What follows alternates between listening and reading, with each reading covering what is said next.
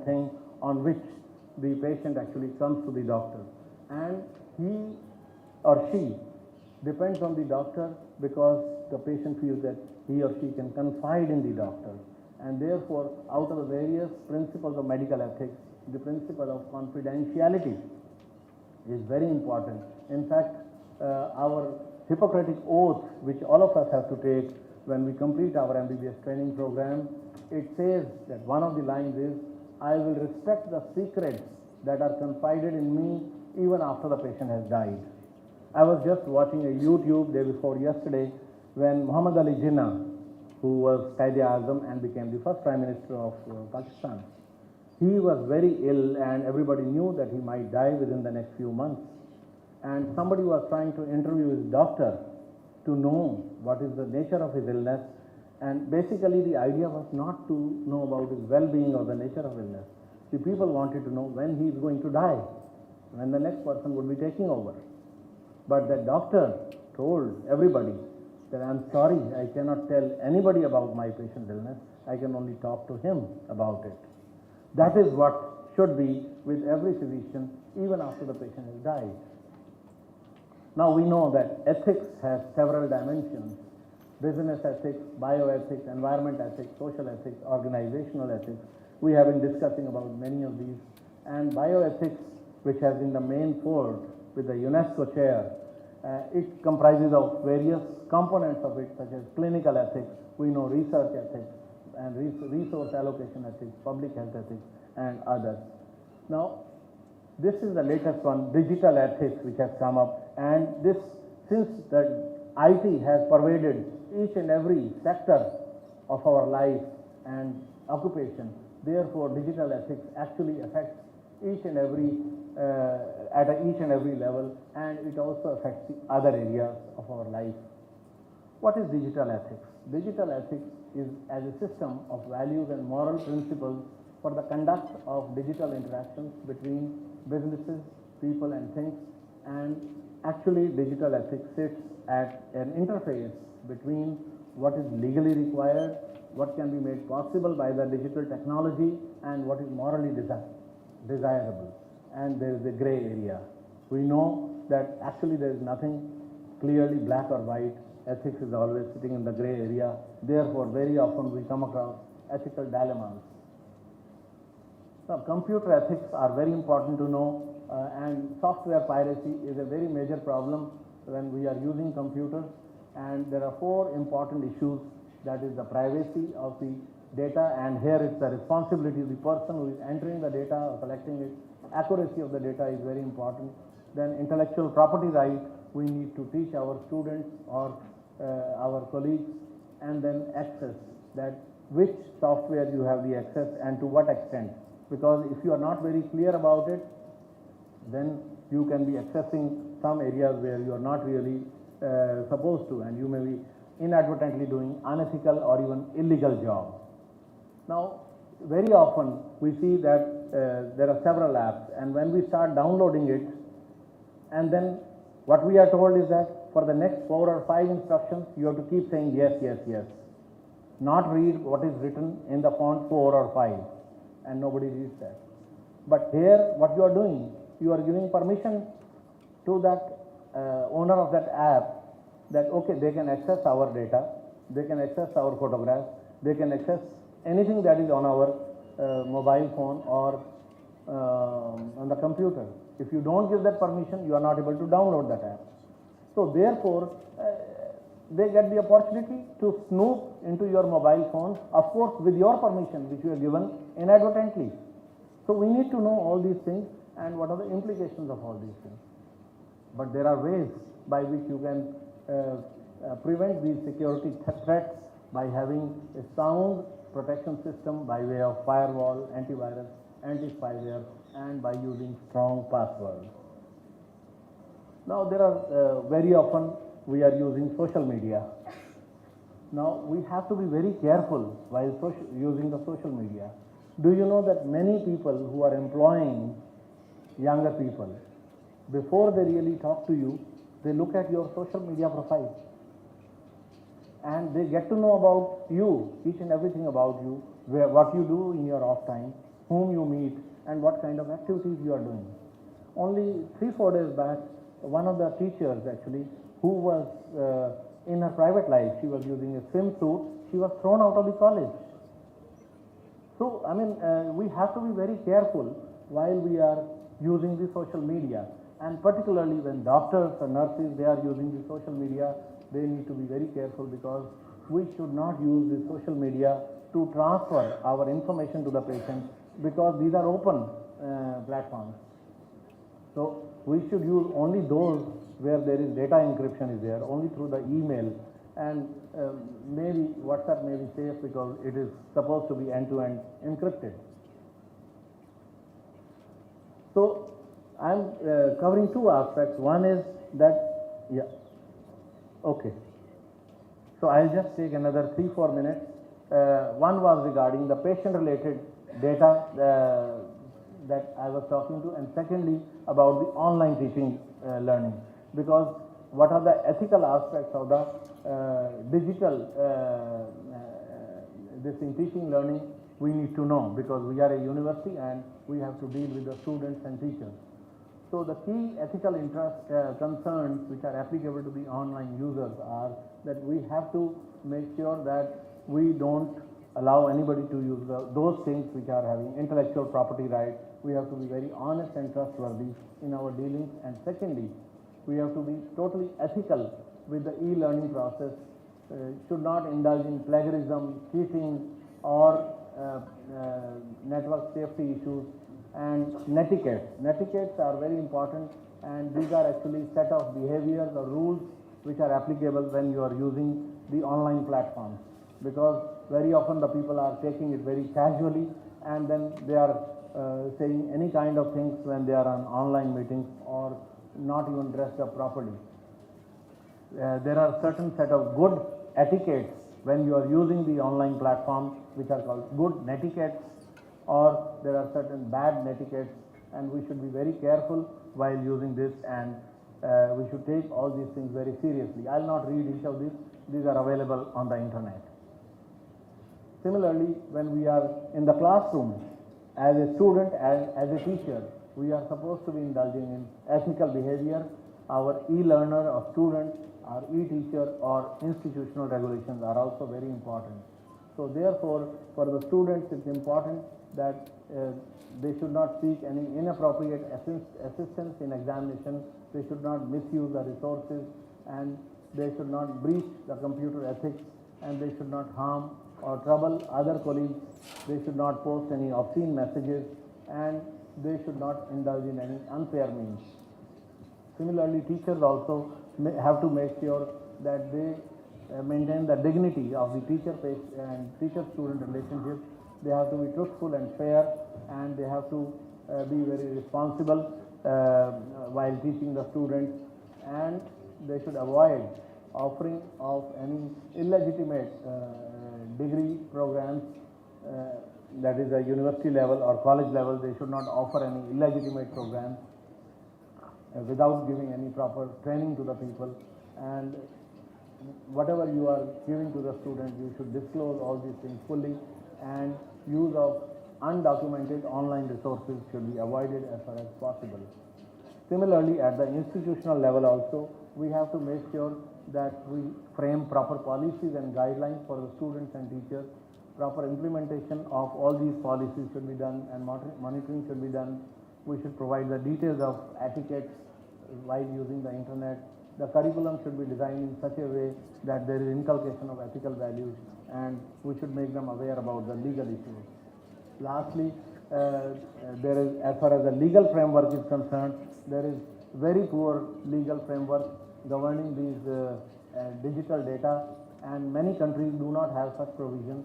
And privacy, our Supreme Court has also told that it is a part of the constitutionally guaranteed right to life and liberty. The Personal Data Protection Bill, there is a lot of discussion going on in the last 5 years, but still it has not been approved or passed in the Parliament. Similarly, the Digital Information Security in Healthcare Act, DISHA, this is also pending for the last 3 to 4 years, and this is also yet to be approved. So, as far as present status is concerned, we are mainly governed by the Information Technology Act 2000, which offers some degree of protection to the collection, disclosure and transfer of data. This is what is the current legal position, and that's all. Yeah, thank you very much.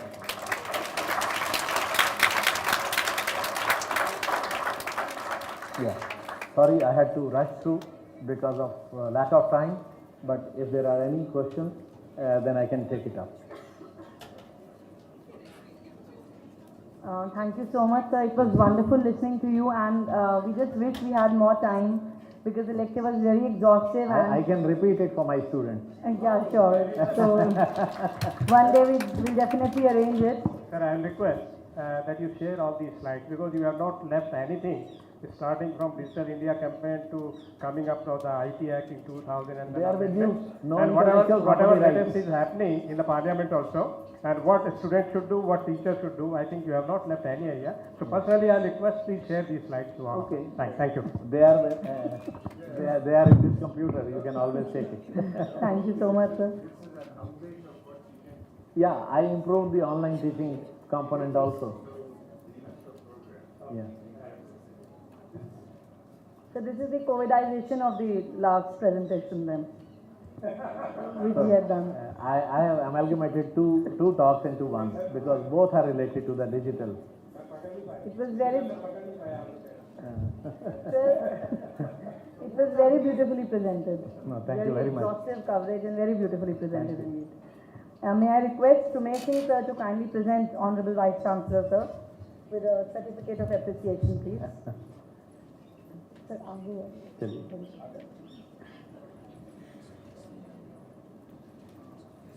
Sir, it's not for inspiration for me. This last 1 year I am tracking it, that at this age, if we can be so IT Thank savvy, you. why not me? Thank you. Thank you very much. Now we move on to the last segment, a very interesting topic indeed. Advanced directives and euthanasia, current legal and ethical issues. And for the topic we have very appropriate chairpersons, a medical doctor and a professor of law. So may I invite Dr. 𝐐𝐮𝐢𝐧𝐭𝐞𝐬𝐬, Professor, Faculty of Law, SGT University, to kindly chair the session. So please can we have you on the dais, please? Okay, so it's fine if you would like to chair from there. And our second chairperson is Dr. 𝐼𝐺𝐻 𝐭𝐻, who has joined us online. Professor and Head General Medicine. Dr. 𝐼𝐺𝐻 𝐭𝐻, Professor and Head General Medicine, Government Institute of Medical Sciences, Mohali. And for the top we have Dr. M. Srinivas, Professor and Director, Department of Forensic Medicine, Maulana Azad Medical College, New Delhi, National Training Faculty, Indian Program, and International Chair in Bioethics. Ladies and gentlemen, please join me in welcoming Dr. M. Srinivas for the last segment of the day. I think sir is up to something really interesting. I'm usually up to something. All right, that's okay. Is everybody leaving? Are you leaving or staying? We have come to the end of the day, and it's almost symbolic, you see. This talk is about end of life issue. At the end of the day, if you are suffering, should you have the option of leaving yourself or somebody pushing you out? What do you think? Or you should suffer silently? What do you think? Show of hands, please. Actually, I want to, share something before the speaker starts, because this topic is related to legal and ethical both. And these are some complex issues which are yet to be decided, not completely finalized by the apex court as well as the high court. So actually, and even this, though in a couplet we may say that बीमार अगर हद से गुजर जाए तो अच्छा है, मरता है न जीता है, या मर जाए तो अच्छा. But actually, there are so many problems that mercy killing or euthanasia is passive, active, voluntary, non-voluntary, and even then I think sometimes Supreme Court give an order and even another order, and even the High Courts are not, there are so many complications in, I think, the situation which are given in the interpretation of the situation given. We'll hear about it, sir. I'm going to talk about it. You I'm going to talk about it. You Yeah, thank you. take care. All right. Before I even speak, I'm going to do an act here. I'm going to take you into the future of my own life. Are you with me? Hands up, please. Yeah. This is the future of my own life. I don't know how many years. Nobody will wish it for themselves. Neither do I wish it for myself. But I do not know. But this is well into my future, and I'm in an ICU. I'm on my ICU bed. I'm comatose. This is what is happening inside my head now. This is how I'm thinking. Am I alive? Is this even life? I cannot move anything. I can't feel anything. I can only feel pain. I'm just aware of the pain. I can't see. I don't know what is happening. I don't know how long I've been in this state. This is tortured life. I feel as if I am jailed in a piece of earth, submerged, drowned. I don't know what's keeping me alive. I wish I was dead. I wish I could get released from this mortal coil of this body. This is too painful. Has God left me? Where is my God? Why has He left me to suffer like this? What can I do about it now? I wish I had done something about it earlier. Was there something that I could have done about it? I do not know now. I wish I had done something about it. I wish I had done something about it when I was better off.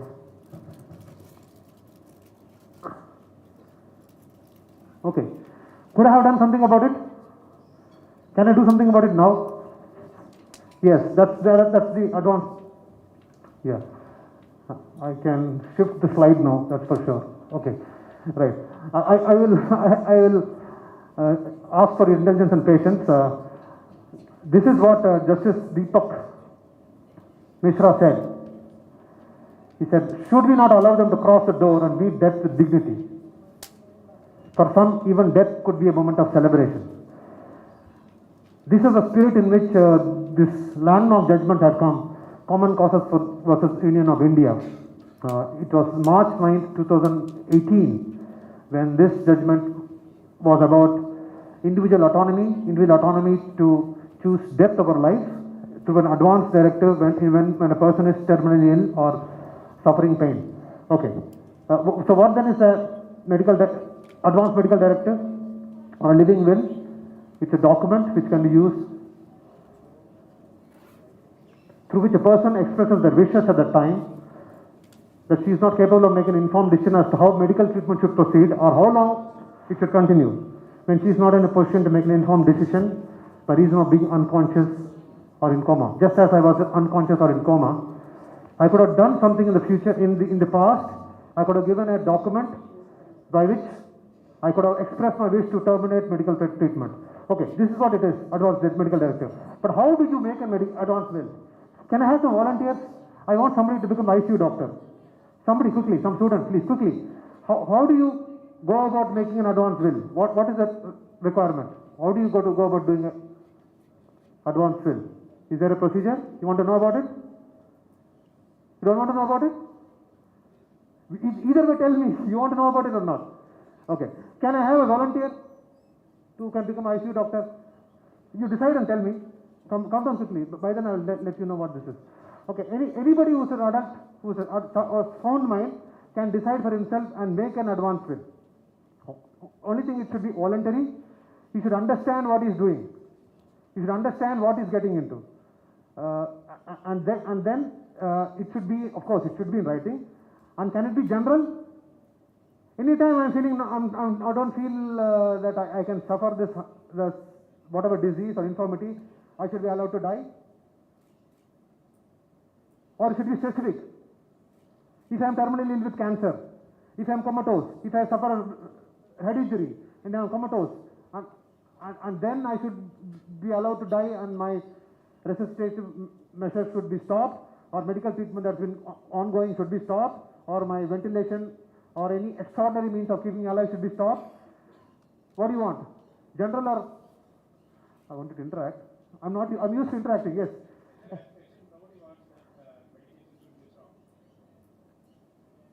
No, that's the whole point. When I think that I'm going to suffer this kind of a condition where I'm going to be comatose, and we see as healthcare providers, we see day in and day what happens to the patients on ventilation. No, not that way. Now this is about advanced directive. Now I have an option of deciding what my fate should be when I am on the ICU bed. Do you get what I'm saying? Are you with me? I think many of us don't understand what an advanced directive is. It's a living will by which you say, when I'm on the death, when I'm terminally ill, when I'm undergoing such terrible pain, which I won't be able to take it, because we see patients dying every day, suffering through life, suffering in the casualties, suffering in the ICUs, where terminal patients of cancer, intractable pain, and there's no cure for them, there's no in the foreseeable future, and they're suffering, or they're comatose. Do you want to let them live on a ventilator with extraordinary measures, or you should let them die?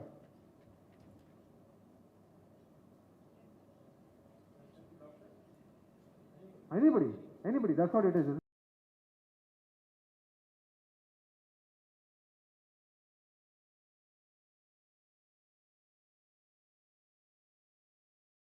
We don't want, if you have cancer, we don't want chemotherapy. If you are comatose, if we have head injury, we don't want to be resuscitated. We don't want to be put on a ventilator. We don't do that here. It's not. But that's what it is, advanced will.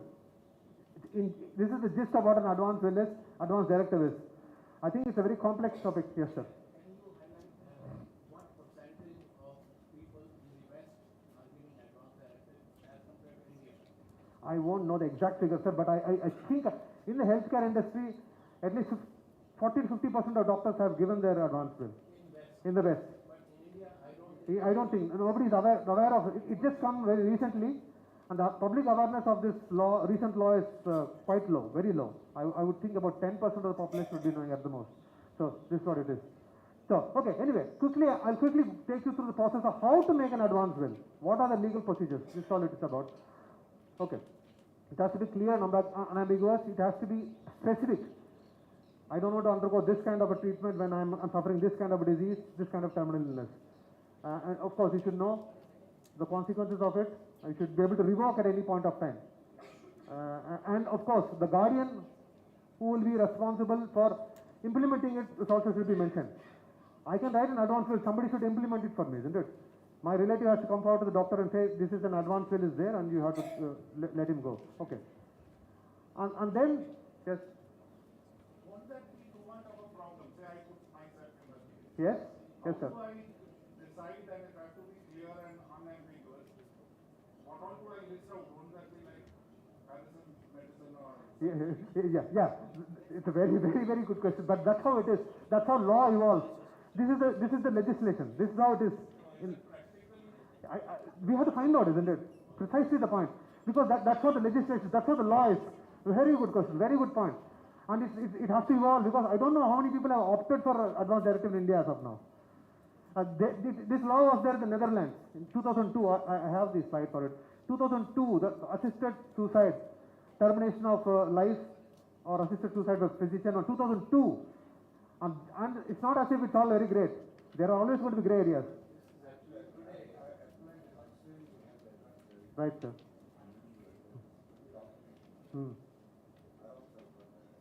See? Just a moment, sir. I'll just interrupt. A little announcement that the buses will leave at 5 p.m. 5 o'clock, great. 5 p.m. Great. Thank you. Okay. I got a new lease of life. I was just about to ask you, how long are you giving me to live here? We'll have to finish. Whatever time you give, I'll live here. Otherwise, let me go. Right, sir.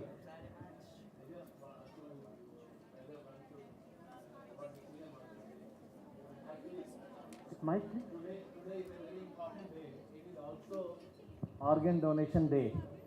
And Organ Donation Day where in a particular person, brainstem death has taken place, but rest of the organs are functioning normally and the person is on ventilator.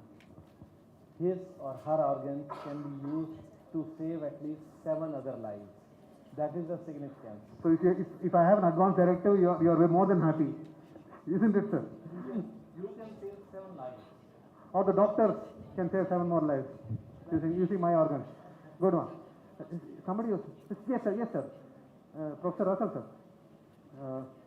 Would you be able to answer Dr. Derrick's question? It depends on what you are talking about, the law. Law here in India. In India, it is probably a little bit less. It becomes very operational there. Everyone expects to have the advance directives, Right. and you go into hospital, particularly if you're older, they would like to. So you should go and get it done with your lawyer or with Yes. Yes. I don't think it has. I didn't go fully into this, but this is. You have to be relevant to take that. Instruction is absolutely clear. Yeah, that of course you have to be ambiguous. They can revoke, and you have the ability to revoke the instruction any time, because the patient has understood the content and to specify the name of a guardian. Yes, that is all. That's there. all. That's all. Yeah. And if you don't have a guardian, you can give the Power of state attorney. trustee. Yes, The power of state trustee will take that role. Right. I think it's almost similar. But the experience from the Netherlands suggests that it is an ongoing process with the physician. They discuss a great deal with the doctors there, and then they come to probably a working document as to how it's going to. And of course, it's like a living document. Yes, latest one. So it keeps evolving. It keeps evolving. Even your things like that. It's always been updated. Yes. So I'll go ahead with this. Okay, then. What is that? Yeah, that's what it is. This we've discussed. Yeah, but this is. Okay. Now this is the legal procedure. It has to be signed by myself and 2 other witnesses, and it has to be taken to a jurisdictional magistrate. In state of Haryana, it would be the metropolitan magistrate. No. Judicial magistrate first class. In the metropolitan city, it will be metropolitan magistrate.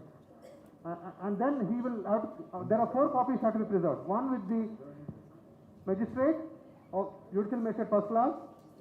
One will be sent to the district court, the superior officer who designates the magistrate. One will go to the municipality.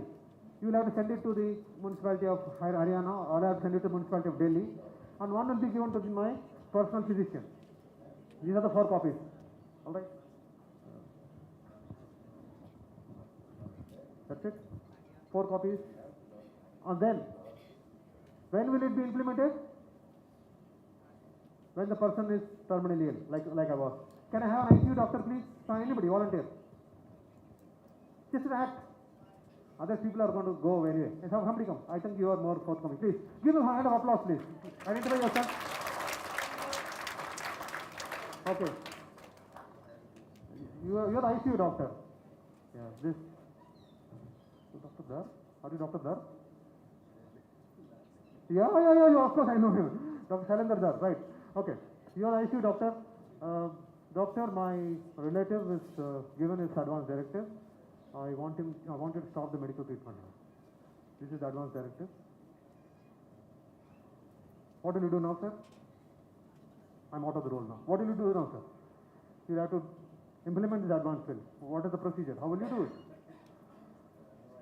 You have no idea. Great, okay. What doctor is saying that his patient is on ventilator, he is on life-saving drugs, and he feels that the patient cannot get better. He wants you to stop his treatment. Yes. What will you do if you are a doctor? He says he has no idea. No, I have given him. It's a very difficult situation actually. So you have to follow the law. No, it's a, you see, it is not a clear-cut black and white. Yes. It's a gray situation. Yes. You have to use your mind and your background knowledge. What will you do? Will you remove those life support measures, or you think it will be unethical and you can't let the patient die in front of you? Thank you, sir, for bringing in the ethical angle to it. Yeah. Okay. What will you do? Are you At able- that moment, being a sole medical person, I think it will be very difficult for me. So what will you I do? think there should be some Why team. difficult? Do you think it is morally wrong, Yes, appears to be morally wrong. or do you think it's legally wrong? No, sir. If we have the rules. Now the law is there. The law is there, but I think there has to be a team. Doctor, Every- now the law is very clear. You have to do it, please. If you do not know the law, I'll show you what the law is. Yes. Am I looking for inheritance? That's what you are saying, sir? You I are want money? forced people. Do I look like I want money? No. You can't you can't make out, isn't it? Okay. It is that there has to be some team, like the way we set the district magistrate Okay. and the team of doctors or Great. whatever. All of those has to be the lawyer. Everyone has to be present at that moment. And Great. People who are conversant with the medical system and also with the legal system. Yes. I think it's Yes. absolutely right. Very good, sir. Very good answer. Very good, sir. So, yeah, let's move on. But you're not going, wait. So now let us see how the, all the elements are there in the conversation that we had. Now let's see what the law says. Interesting. See, doctor, please. Say, you have to know about the law now, because you'll have to give a decision. No, don't go. Sit down there. Board will be constituted. Okay. Now you have to verify this document is genuine. The other copy is with the judicial magistrate first class. No, right now we'll go by the law, sir. When you are in doubt, follow the law. Just follow the law. the authority to satisfy this document. That's very important. You have to make it sure that it's genuine. Maybe call up the judicial magistrate, try to get a copy from there, and just make sure it's true. Then, We will have to verify it. and then you have to be fully satisfied that the person is terminally ill. And then what happens? Then you can take off the treatment, stop the treatment, pull off the plug. Can you do it? Can you do it or not? Or do you want a team? You can't take the responsibility yourself. You want to put it on a team. Yes, very good. Very good. Applause. Again, applause. That's the law. You have to get a board of doctors. You have to get a board of doctors. The hospital, sir, your hospital will have to now make a board of doctors. And who are the doctors going to be? One has to be some head of department of the treating department, and one of these, general medicine, oncology, psychiatry, what's the other one? Neurology, nephrology. At least 20 years experience. You have to have senior doctors who will be the board, and they will agree, they will say now whether he has to be terminated or not. Life has shown, terminated or not. Once they do that, it's called a preliminary opinion. Right? They will visit your ward, they will look at the patient and then give a preliminary opinion that okay, we can go ahead with this. Now what happens? Can they now certify you to stop treatment? I think it should be videographed or. Okay, even that is done. Is it enough for you? Do you feel safe enough? Any of the doctors here who can have to take this decision? Do you feel safe enough now? There should be proper signatures, I think. All that is done. Your medical board is already there. What has to happen now? Can you take him off? Your treatment? Can you kill him off now? Not kill him off. With a knife.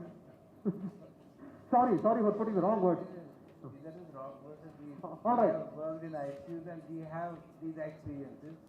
It's And difficult, isn't somebody it? was saying that many of these patients are depressed and actually they should get a treatment first because many of these patients may not be wanting to die.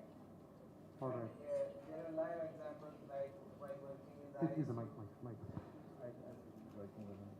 While working in the ICU, there was one young patient and he did not want to be on the ventilator. Mm-hmm.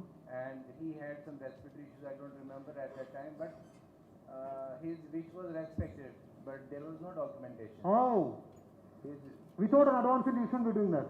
yes. Okay, in this case you have an advance He will. was kept on a ventilator. Oh, And okay. likewise, there was one more patient where the doctors knew that the patient is not going to get.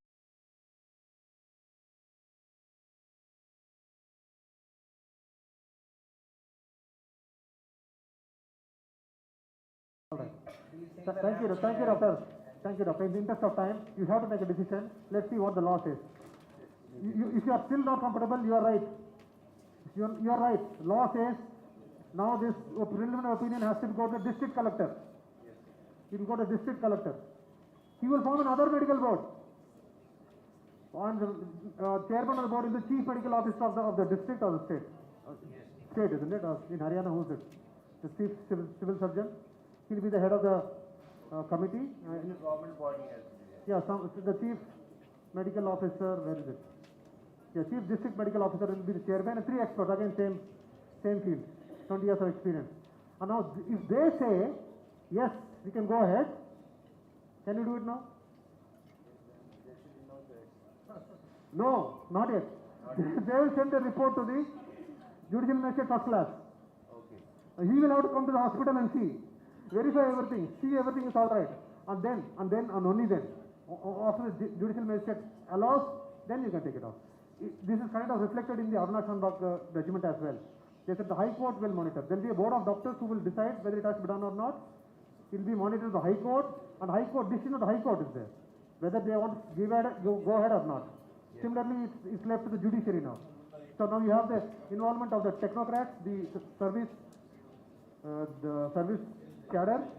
You have the executive, the district collector is part of the executive and also judiciary. So they made it so strict because there is always going to be, as you rightly pointed out, Sir VC sir, I might be wanting money. There's going to be misuse, isn't it? So they put all these checks and balances. See the elaborate procedure. First, the advance will, you check the genuineness. There are 4 copies of it. You check the genuineness, and the hospital will form a board, senior doctors. If they agree, if it becomes a preliminary opinion, it goes to the district collector. District collector will make another board of district medical officer, and 3 senior officers again.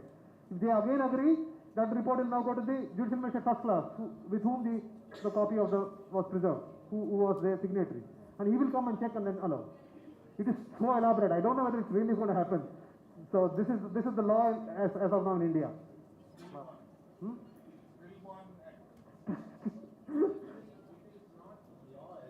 It is law, sir. Legislation has not been passed in this. Yeah, okay. Parliament has not enacted it. Yes. Since Supreme Court decided in Arunachal Okay.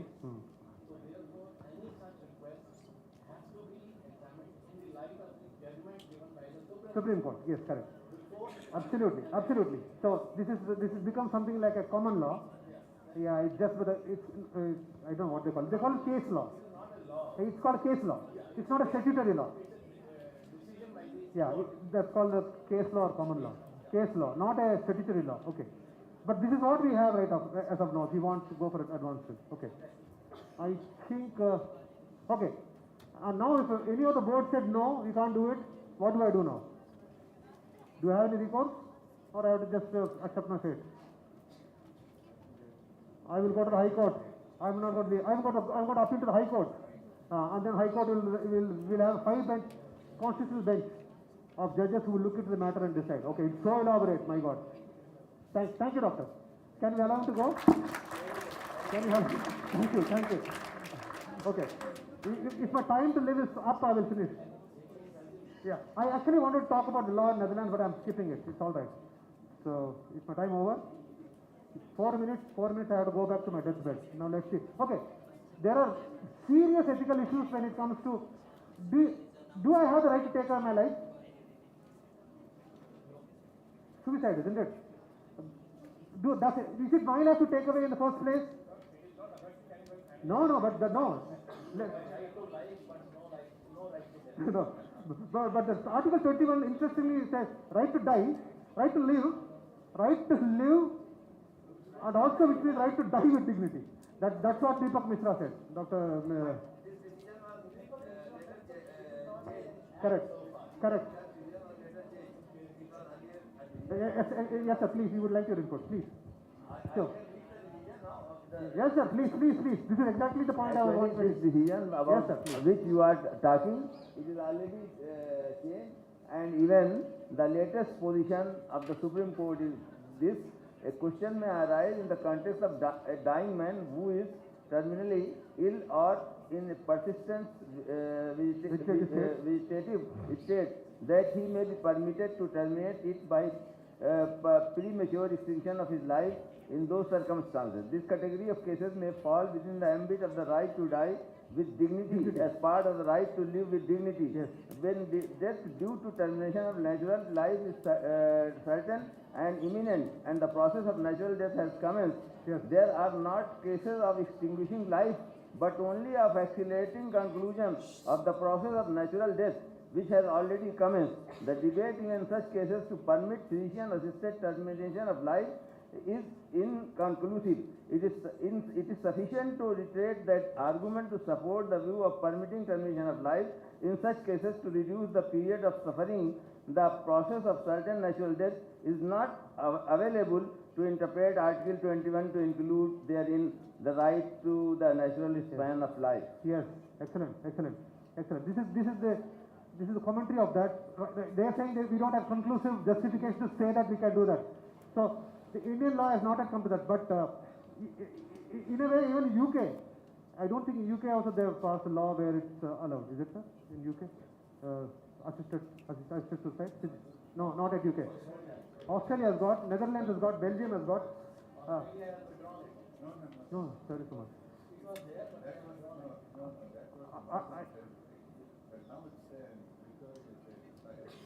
Yeah.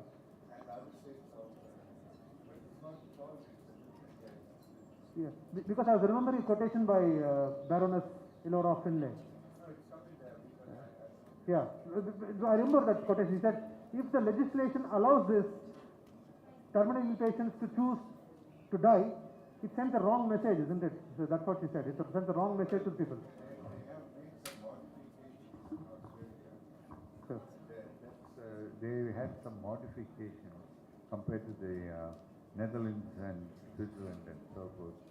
So here this, it's done in a different way. You have to give 3 people, one person, the GP has to, set it when he asks for it, then it goes to 2 others. And ultimately, the pharmacist gives you the tablets, the medication, and you take it yourself. Right. Okay, so they don't... Yes, okay, thank you very much, sir. So this is the crux of the ethical debate. So I'm not going to dwell anymore on it, and I'm going to finish it. I'm going to the final...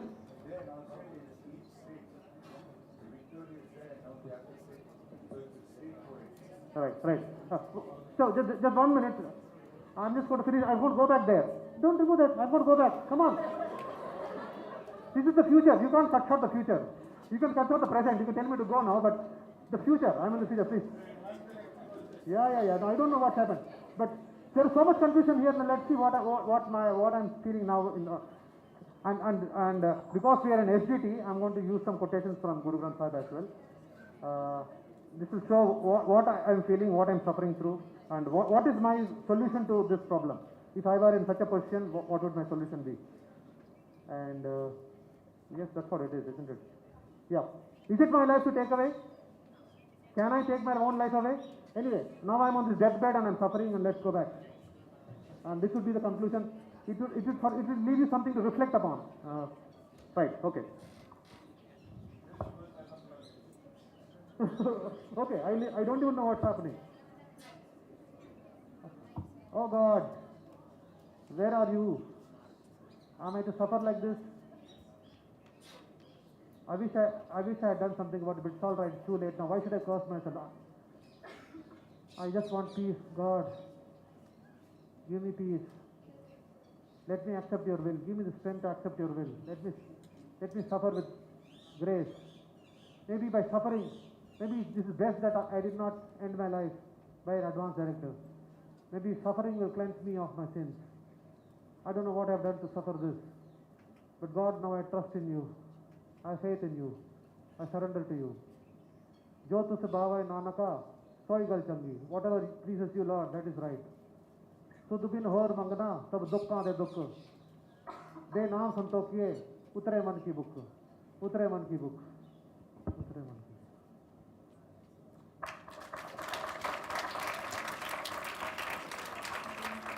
Yeah, thank you. Thank you. I think I found my salvation. Thank you. My pleasure. Thank you.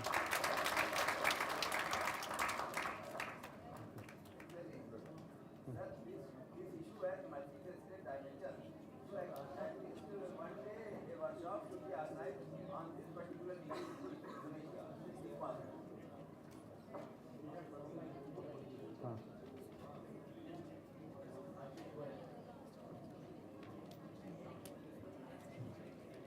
Hi, good evening. It was very interesting to listen to Dr. Srinivas, although I realize that when you're listening online, your transmission is very unclear and that's somebody speaking directly into the microphone. So although I could not follow all the details of the presentation, yet I would definitely say that it was a very engaging style in which Dr. Srinivas dealt with this entire topic. And when I saw the presentation and I realized the program said that the euthanasia was the last session of the day, I was thinking to myself that probably all the audience would be literally begging for euthanasia by the time the session was over. But the presentation was extremely engaging and delightful to attend. In my remarks, I would just bring your attention to two interesting facts or reading anecdotes. Just yesterday, the newspapers were full of this application by this lady in Delhi, lady in Bangalore, who's filed a petition in the Delhi High Court preventing a man from Delhi suffering from chronic fatigue syndrome to travel to Switzerland to get euthanasia. And this case is still sub judice, and the Delhi High Court will decide on this next week. This is very relevant and absolutely what we were discussing just now. Those interested may go on and read more details on this. Another interesting reading that I would take the audience to is an article called Sarah and George and Justice, which appeared in the edition of Annals of Internal Medicine in 2004 in the May issue, written by Howard Phillips, which adequately addresses some of the key issues which we were discussing a little while ago regarding inheritance, regarding what the doctor should do, and it's just an anecdotal story where Sarah is a 90-year-old elderly woman suffering from Alzheimer's dementia, hospitalized in a long-term care facility, and her devoted husband George, and how the sequence unfolds, and the doctor, because he was honoring the advance directive, finally has to pay a large sum in the legal suit, which culminates in the story. So thank you, that is all that I would like to say. Yeah, thank you so much, sir. Very well concluded by Dr. Ashish. And it was a very mesmerizing talk, sir, indeed very engaging actually. Despite the lecture being conducted after 4 p.m., I think the students were really interested because of the way sir actually explained things. It was beautiful. May I now request the Honorable Chairperson, sir, to kindly felicitate our Honorable Speaker.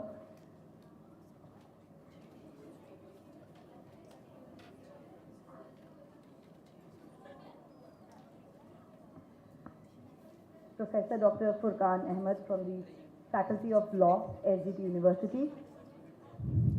I think sir did complete justice with the topic and was very well prepared as well.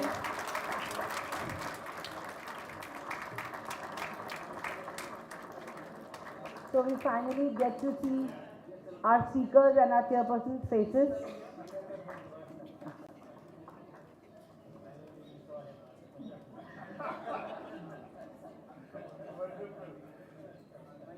Thank you so much, sir. Thank you.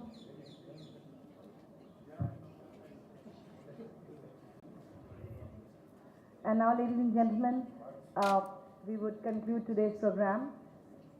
On behalf of SGT University, on behalf of the Vice Chancellor's Office, I extend our heartfelt gratitude to all our worthy speakers, our Honorable Chief Guest, Sir Dr. Russell D'Souza, who is so patient, is such a wonderful speaker, and obviously who carries the torch, is the torch bearer of ethics throughout the world. He travels across the globe for that, and I think Sir deserves a big round of applause for all the work he does. Thank you so much, sir. And thank you to all the learned speakers. It was a wonderful session. All the sessions were wonderfully conducted. All our chairpersons were indeed patient listeners. And the entire organizing team who's been working day in and day out to make this program a success. And a big thanks to the Honorable Vice Chancellor, Professor Dr. O.P. Kalra, under whose leadership this program was actually successfully completed. Sir has been very encouraging and was actually looking into the smallest details to make this program a success. Thank you so much, sir. And a very big thank you to our future torch bearers, our students. एक बार जोरदार तालियां अपने लिए बजा दो सभी students.